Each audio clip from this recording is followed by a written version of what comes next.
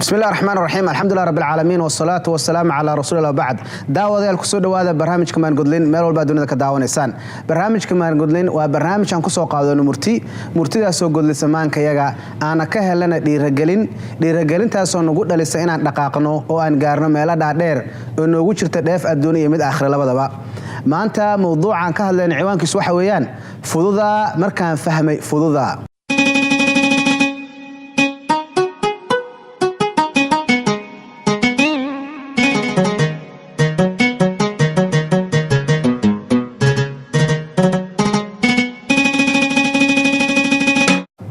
fududa markaan fahmay fududa walaalayaal noloshu kama soo harto fahan waxyaalaha kugu hareeraysan oo dhan kama soo haraan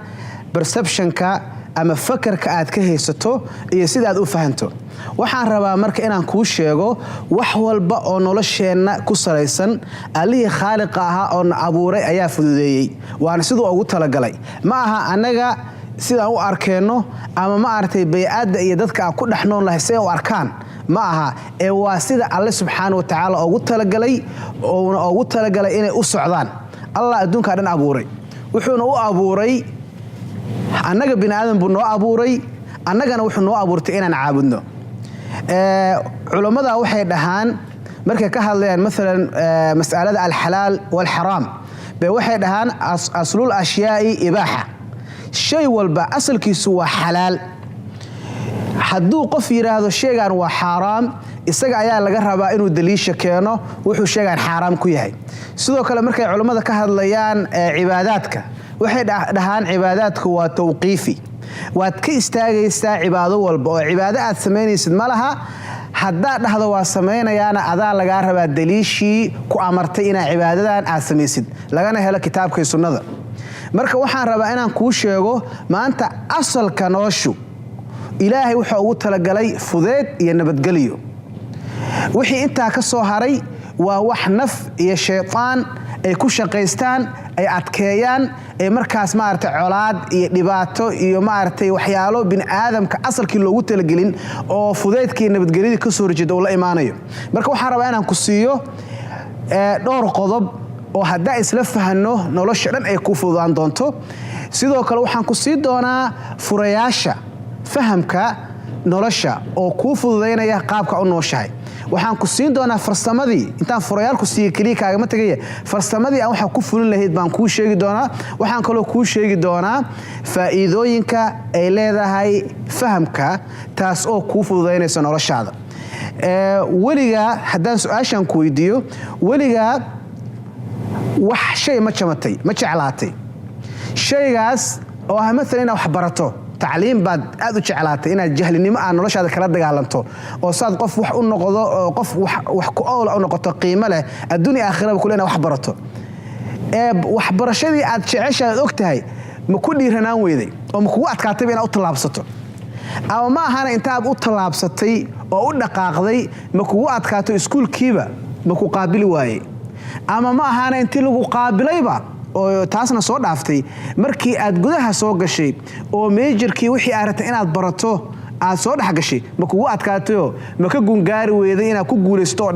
dhamaysato maartay barnaamijka aad rabtay inaad barato sidoo kale ma kugu dhacday mesela inaad ganacsi aad gasho oo ganacsigii aad jeclaatay aad dhahdo ku guuleysanaysaaba ay tilaabooyinka hore kugu adkaadaanba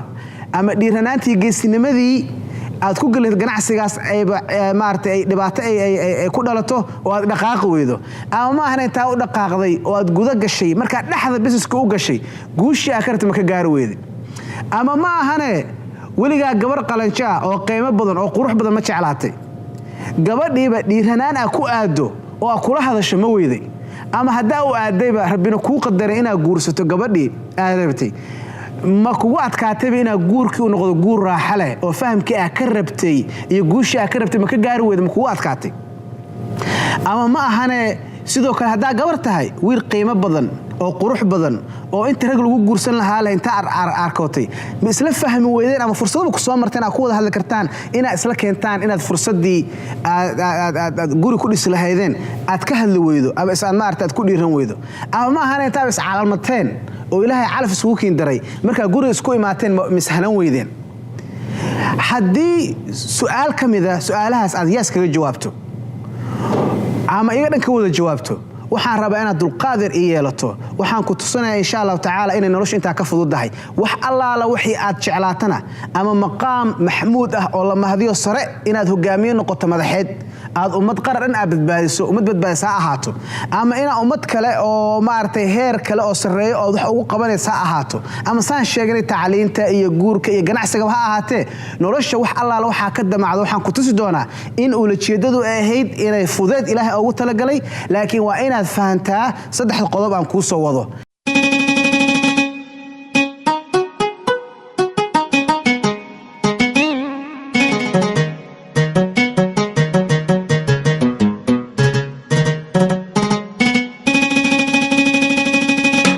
walaalayaal saan sheegnay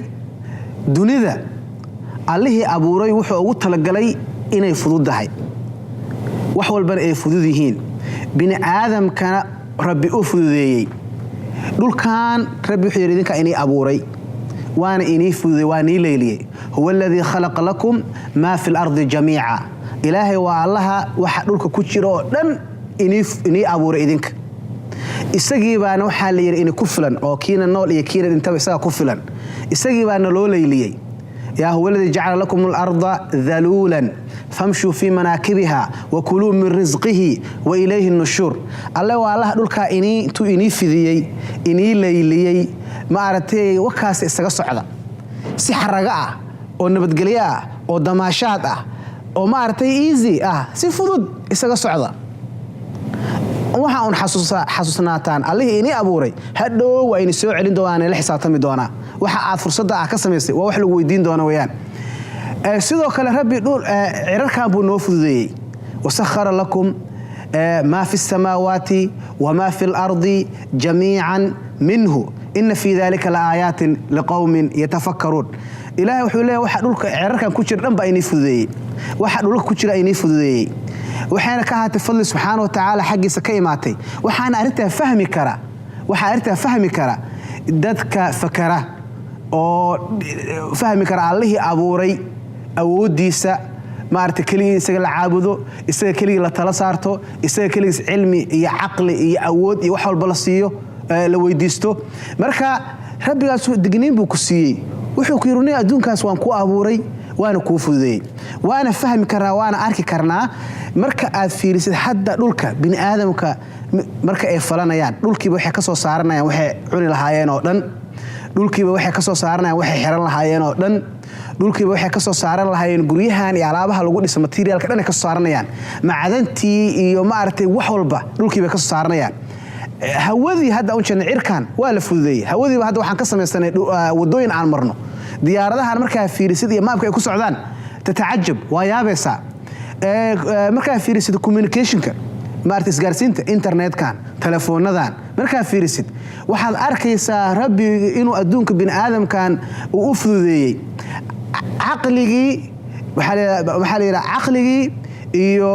cilmigii iyo amalkii wixii dhan waa la siiyay iyo firfircoonidii ku saar lahaayeen himadaas matoorka rabbi baa saaray dhaqaaqa la yiri waxa qabtaa la yiri marka hadda isla faan adduunka inuu asalka saa Ilaahay ugu talagalay oo fahan ah waxaan rabnaa qodobka labaad ah inaad fahantid ma aragtay in wax Allah la waxa koonka ku jira loo fududeeyay مثلا حيوانات ku jira ku nool oo dhan kuwa badda ku jira kuwa bariga jooga kuwa duula waxa dhan rabbi baa noo fududeeyay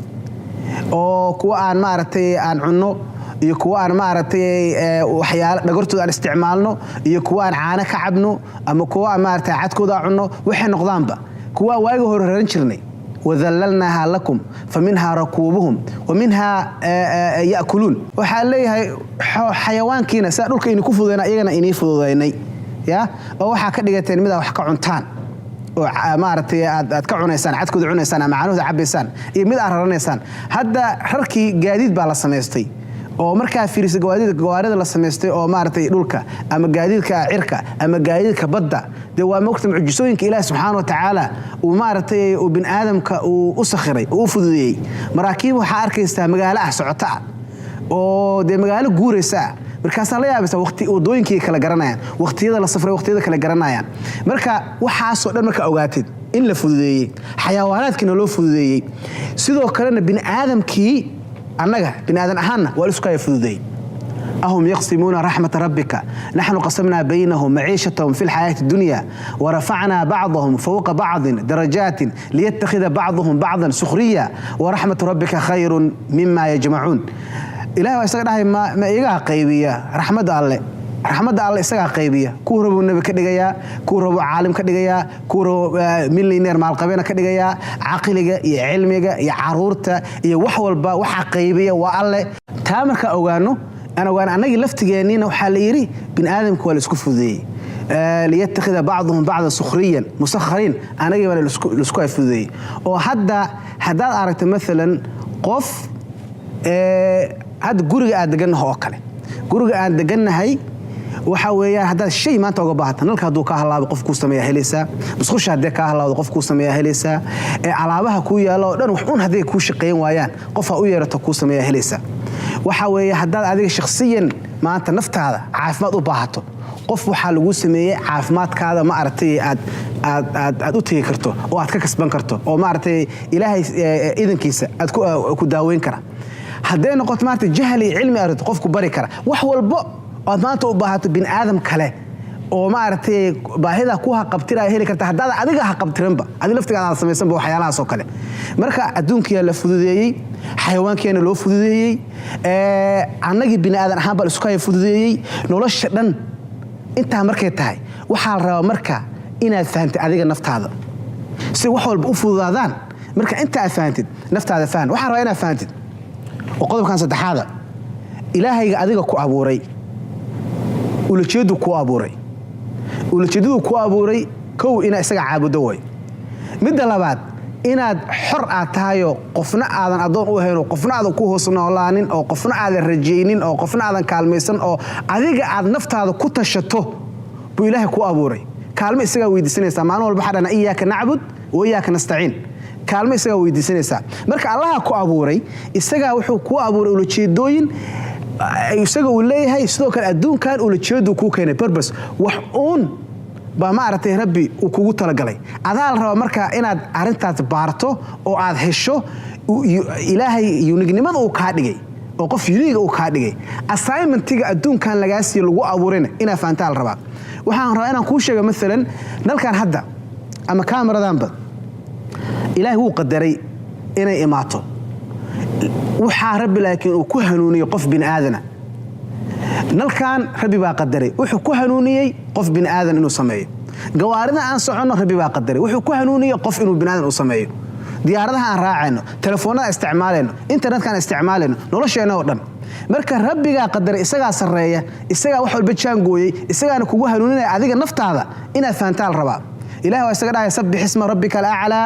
alladhi khalaqa fasawwa walladhi qaddara fahada إلهي محو سمي خلق فسوى فقدر وأبوري إساقا كو أبوري وحونا كو قدري وح الله لوحا قادن لهيد أدونك كقادن لهيد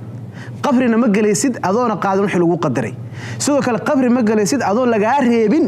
وحي ربي كو تلقلي هدي ربي كو قدري إناد علمي يا عرور يا هانتي يا عافماد يا وحل بوناك ربي كو قدري قف كهو ديدي كرو كاعلين كرمالها إساقا كو سينايا haddii rabbi qadarin wax ka reebo oo cilmigaada iyo amalkaada iyo hantida umad Ilaahay ku anfaco oo midalan aad dhisto isbitaallo ama iskuulada aad dhisto ama masaajida aad dhisto waxyaalaha khayraad aad dhisto raadka waa laga reebaya adoo waxa dhameystirin ma dhimanaysid buugaagta qori lahayd barnaamijyada sameyn lahayd wax Allah wixii khayr ah oo sameyn lahayd waa ku qorayeen wixii shar ahna shaydaanka san sheegi doonaba ba loo saara ilaahana kama galina marka waxa way walaal naftaada inaad fahanto aad ogaato rabbi baa ku qadaray isaga ma aragtay ku qadaray isaga ku hanuuni doona isaga ku kalsoonaata naftaada ku kalsoonaata aad fahantid inay wax walba fudud yihiin just ay ku xiran tahay bal adiga uniqueness maxaa adiga lagu abuuray maxaase ku fiican tahay adiga ilaa haddaan maanta dhan wax aanan aad ku fiicnayn haddaan maanta dhan aad ku mashquusho waqti aad ku bixisay dhibaato weyn saadu dib aan ka sheegi doonaba waxa in badan dhacda qofku inuu ay ku dhacdo identity crisis uu garan waayaba purpose-kii uu la jeedada inta uu joogo waxa loo abuuray waxa uu rabo inuu noqdo waxa rabo inuu qabto waxyaalahaas baa waxay ku abuuraysaa inay noloshii u fududaan weydo ee noloshiisa nolol cakiran oo ma aragtay ciriiri ah oo walwal iyo walbahaar iyo fakir iyo cabsi ku jirta noqoto laakiin marka fahanto in adduunka wax walba ay fudud yihiin bini aadamka la isku fududeeyay xooluhu la isku fududeeyay ay ku xirantahay adiga inaad ku fiiriso fikrad furfuran iyo maskax furfuran adiga sa hadhow sheegi doona qodobadan aan la imaatid wax badan baa fududaan doona nabi ilaahay muuse fircoon markuu weydiiyay oo yiraahday rabbiga waa kuma wuxuu yiri nabi ilaahay muuse rabbuna alladhi a'ta kull shay'in khalqahu thumma hada rabbigayga fircoon marta ina waataha rabbigayga waa midka wax abuura wuxuu abuurayna ku hanuuniyay ulajeedada loogu talagalay ilaahay isaga ku abuuray isagana kugu hanuunin doona wixii aad noqon lahayd haddaan noqon lahayd nin madax ah nin maalqabeen ah qof aqoonyahan ah qof maartay siyaasi hogaamiyado maartay successful haddaan noqon lahayd maartay hooyo maartay ubad soo saartay haddaan noqon lahayd wax allaala waxaan noqon lahayd rabbi isaga kuu fududeynaya kuna gaarsiinaya saxaabada rasuulka waxay weydiiyeen sallallahu alayhi wasallam waxay weydiiyeen rasuul allah hadduu ilaahay uu noo qoray kitaabkayga jannada iyo naarta qof walba meeshu ahaan lahaa hadii la qoray maan kitaabkayga iska tala saaran oo aan iska joogno rasuulku wuu ka diiday wuxuu yiri saas ma ahane i'malu fa kullun muyassarun lima khuliqa lah waxa mid walba wuxuu yiri sameeya oo shaqeeya qof walba wixii loogu tala galay ayuu ilaahay subxaanahu wa ta'ala ayuu u fududeynaya marka ogaano waxa jirta marka hal arin oo saddex hadda soo sheegnay oo adduunkan qaabka u shaqeynaya ah oo waxa ilaahay noo fududeeyay ah oo xayawaanka ha ahaadaan bini aadamka ha ahaadaan waxa jira nin weyn oo khabiir ah oo waxaas oo dhan ka soo horjeeda inay fuudaadaan ka dhigay inay cakiran yihiin ciriir raba inuu galiyo dadkana maal xun iyo meel xun raba inuu ku maartay u geeyo oo ah shaytaan marka wanaag kuma ogola adigu naftaad isku diraya umadu kugu diraya sawirro kale ku siinaya inuu ku fidnayo raba nabadgelyo kuma rabo naxariis kuma rabo horumar kuma rabo dadku ku adeegsanaya shaydaanka marka inaad ilaahayga wax walba fududeey aad ku xirantahay iyo naftaada ku xirantahay inaad shaydaanka kala dagaalanto waa qodob isagana muhiim ah walaal marka qaybtaas intaas way waxaan rabaa inaan marka ku siiyo saddex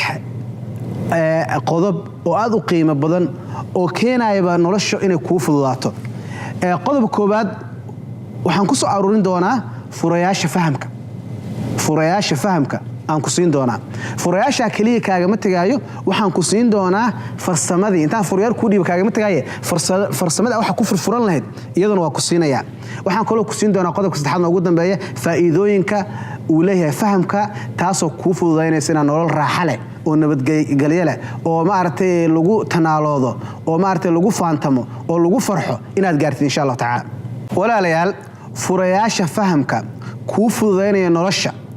waxa weeyaan saddex qodob oo muhiim ah furaha koobaad oo ku fududeynaya nolosha oo muhiimadiisa gaarka ah leh waxa weeyaan ugu muhiimsan waxa weey inaad fahantid qiimaha uu leeyahay waqtiga waa cimrigaada waay maalin baa dhalatay oo dhulkan lagu keenay maalin baad dhimanaysaa oo laga dhaqaajinaya dhulkan oo aadan joogin inta u dhaxeeya waa waqtiga wax aad ka bedeli kartid malaha time-ku waa socdaa 24 saacadood 7 bari wiiga saad ku socdaan seasonalka xilliyada isbedelaya hadda anaga gobolka Minnesota waxaan joognaa winterkii baan soo galnay barafkii noogu horeeyay hadda noo daay ya bisheeda November December marka la gaaro waa season haddana winter saas buu circle ku soconaya winter baa imaanaya spring baa imaanaya March fall baa imaanaya summer baa imaanaya saas wixii u soconayaan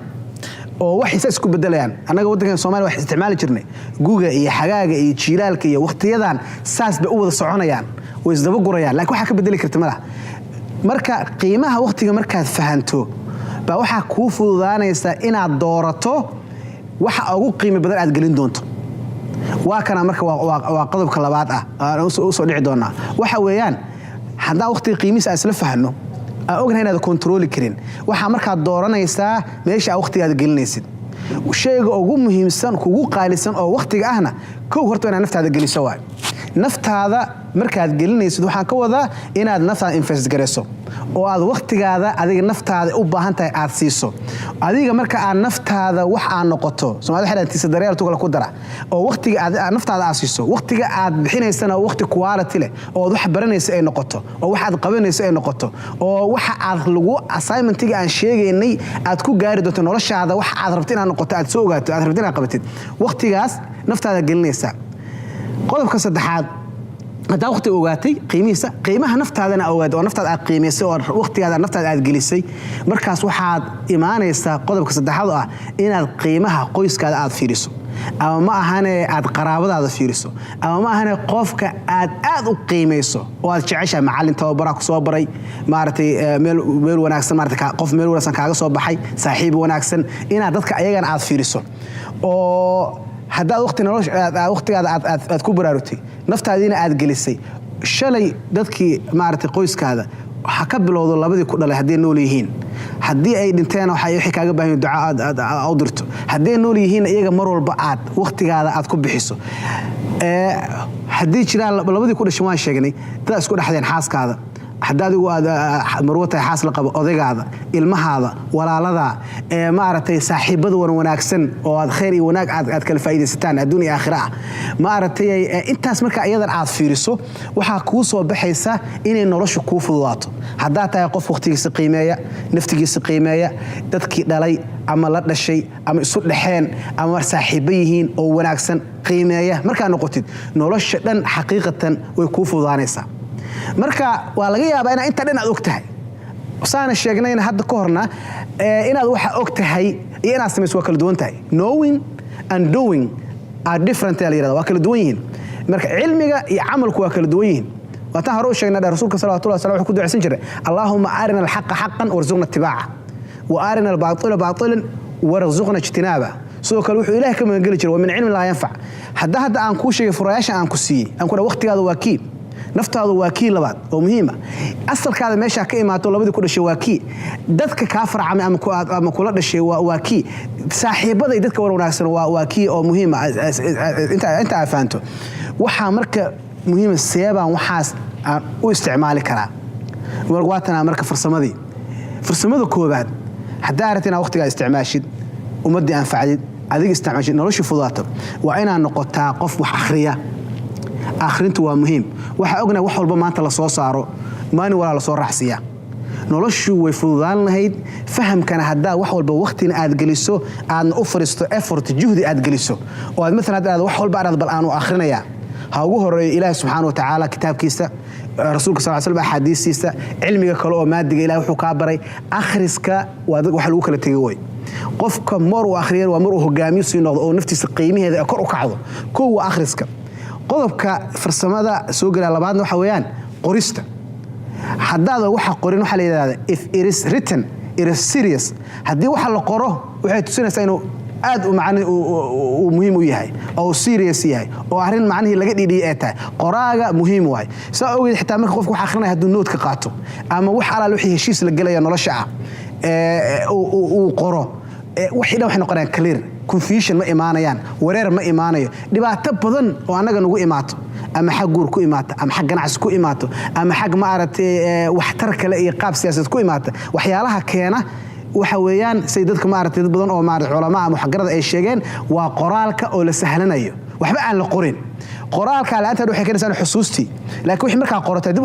ugu noqoto wixii dhan waxay noqonayaan inaad dib u fahanto ee fududaato waxyaalihii aw lagu heshiiyay ama ma aragtay lagu imaaday qodobka kale oo ma aragtay saddexaad waxa farsamada soo galay waxa way ku gaarsiin kara dhageysi qofku wax dhageysan karo hadaa wax dhageysato aad kaliya akhris iyo qoris aan noqon wax dhageysan kartid wax badan ku fudaanay dulqaadkeena aad leedahay dhageysigu waa wax aad u muhiim ah qofku waxa la yiraahdaa Ilaahay subhanahu wa ta'ala laba dhagood buu siiyay hal afna wuu siiyay marka inta haleys laba jibaarkeed waa inaad wax dhageysataa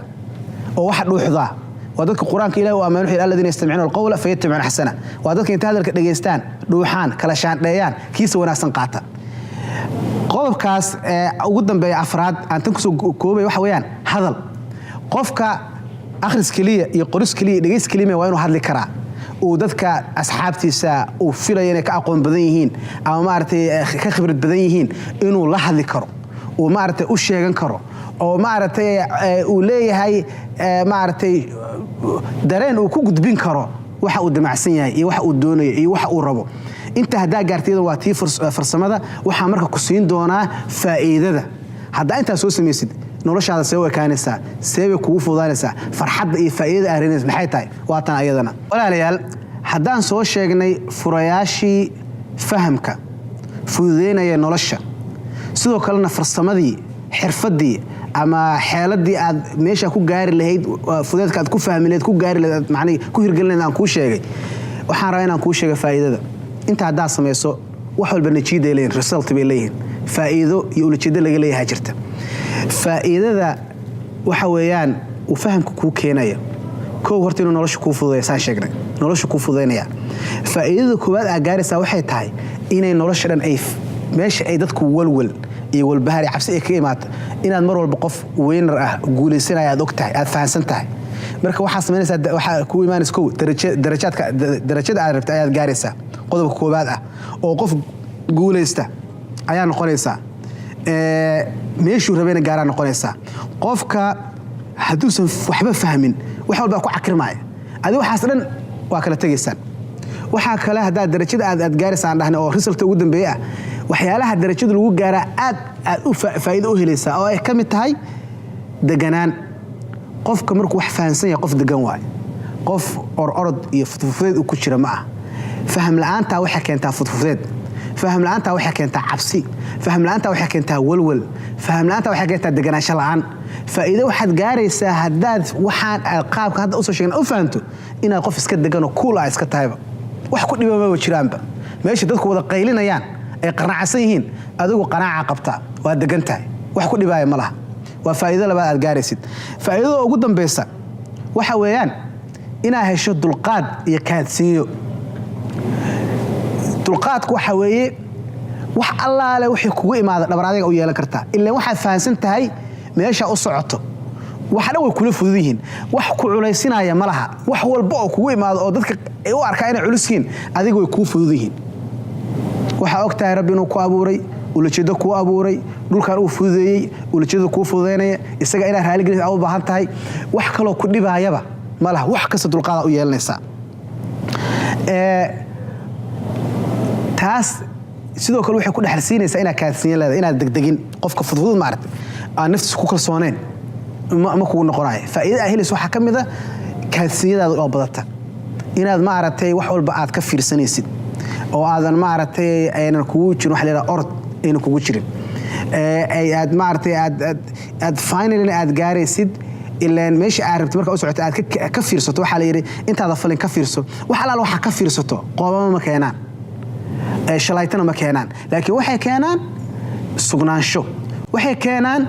inaad ma aragtay aad qanaacdo oo aad meesha rabto aad gaarto oo aad guuleysatay keenaysaa marka walaalayaal barnaamijka maanta intaan ku soo koobeena inta aan hawada dib ugu kulmi doono oo barnaamijtaan mid kamid aan keeni doono waa walaalkan Cabdinuur Aadan Xayir oo inaga tagay salaanta islaamka waxaan jecelahay haday fariintan igu soo gaarto dhanka Facebooka inaad hadaad fahantay oo aad ku faraxday oo aad jeceshahay inaad walaalada kale aad la sii wadaagto oo khayrka iyo wanaaga aad iyo fahamka aad fahantay si faafiso hadaad YouTube-ka ka daawanaysidna soo kala subscribe ma aragtay isdiiwaan gali dadka walaalada kalena si gaarsii waxaan rabbi ka baryaa inuu nolosha noo fududeeyo fahamka noo waasiciyo imaartay kuwii adduuniga aakhiro dheef iyo guul ee ku dhamaatay noloshoodana ilaahay uu naga dhigo waxa ay kaga tagay mar labaad salaanta islaamka. Assalaamu calaykum wa rahmatullaahi wa barakaatuh.